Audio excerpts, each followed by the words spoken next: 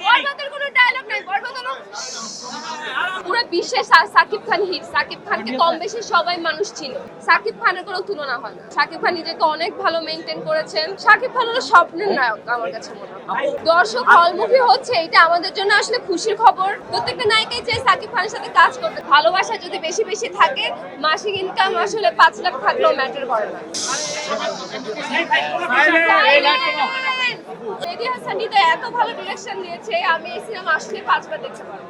নাটক থেকে এসে যদি একটা ডিরেক্টর তার প্রথম সিনেমাতে এরকম ধামাকা দিয়ে দেয়, তাহলে চিন্তা করেন আর যে আরো ডিরেক্টররা আছে, নাটকের ভালো ভালো যে ডিরেক্টররা আছে, যারা নাম করা ডিরেক্টর, ওরাও যদি আস্তে আস্তে সিনেমায় আসে, তাহলে কত বড় বড় ধামাকা বাংলাদেশে হবে।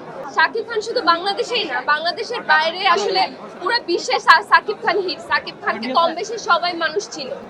বাংলাদেশের বাইরে প্রত্যেকটা মানুষই সাকিব খানকে চিনে কম বেশি।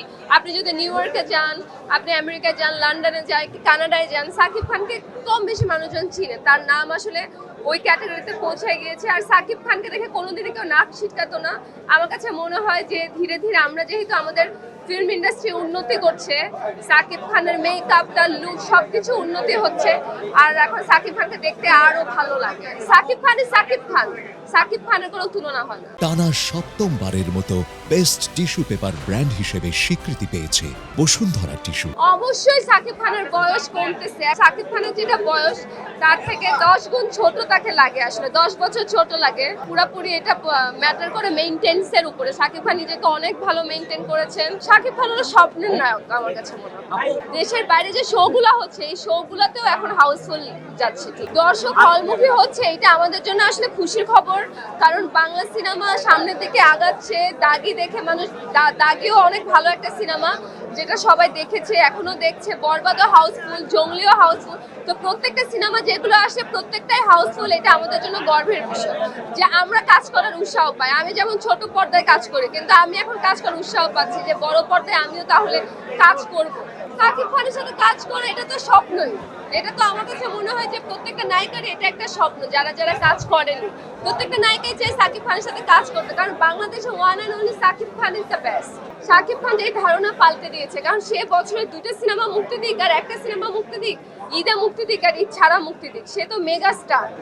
সে তো অনেক আগে থেকেই মেগা স্টার। এখন আপনারা বলেন, আরো তো অনেক নায়ক আছে, বাট আর কেউ কি মেগা স্টার হয়েছে? না। আমাকে আইটেম গার্ল হিসেবে তুলনা করছে, আমি তো এইটা প্রথম শুনলাম। সত্যি নাকি? বলিউড, হ্যাঁ, আমাকে অনেকে তামিল নায়িকাদের মতো বলে। আমার হয়তো ফেস কাটিং বলে যে তামিল নায়িকা বা বলিউডের মতো। ওইটা আমি নিজেকে ক্যারি করি ওইভাবে। আমার নিজেকে ফিটফাট রাখতে অনেক পছন্দ, আমার ভালো লাগে, তাই আমি ওইভাবে থাকি। সামনে আমি ওটিটি করছি, কিছু ভালো ভালো নাটক আসছে আমার, আর আমি ওটিটি নিয়ে একটু বিজি আছি। এখন আমি আসলে ওটিটি দিকে ঝুঁকে যাচ্ছি, আর ইনশাল্লাহ আমি ফিল্ম করব। আমার খুব ইচ্ছা আছে যে ভালো গল্প, ভালো নায়ক, যদি ভালো আর্টিস্ট থাকে, ভালো ডিরেক্টর থাকে, আমি অবশ্যই, আমাকে সবাই আসলে মুভির জন্যই বলে যে আমি কেন বাংলা সিনেমা করি না, আমাকে কেন বড় পর্দায় দেখা যায় না। তো আমার ইচ্ছা আছে, এই বছরই আমার করার ইচ্ছা আছে। না, আমি তো এখনো কাউকে পাই নাই। আপনারা না খুঁজে দেওয়ার কথা আমার জন্য জীবন সঙ্গী কোথায়? আমি লাভিং, কেয়ারিং, হ্যান্ডসাম, আর ভালো, আমাকে ভালোবাসবে এরকম ছেলে চাই। আর একটা মেয়ে আসলে কি বাঁচায়? মাসিক ইনকাম আসলে, ভালোবাসা থাকলে মাসিক ইনকাম কম থাকুক বেশি থাকুক এটা আসলে ম্যাটার করে না। ভালোবাসা যদি বেশি বেশি থাকে, মাসিক ইনকাম আসলে 5 লাখ থাকলেও ম্যাটার করে না। আমি এরকম, আমার কোনো ধরা বাঁধা নেই যে কোনো জেলার ছেলেকে পছন্দ করতে হবে। একটা হিন্দু ছেলে, ভালো ছেলে আমার জন্য খুঁজে দেয়। বরবাদের কোনো ডায়লগ নাই, বরবাদ হলো স্টাইলে। আপু জিল্লু মাল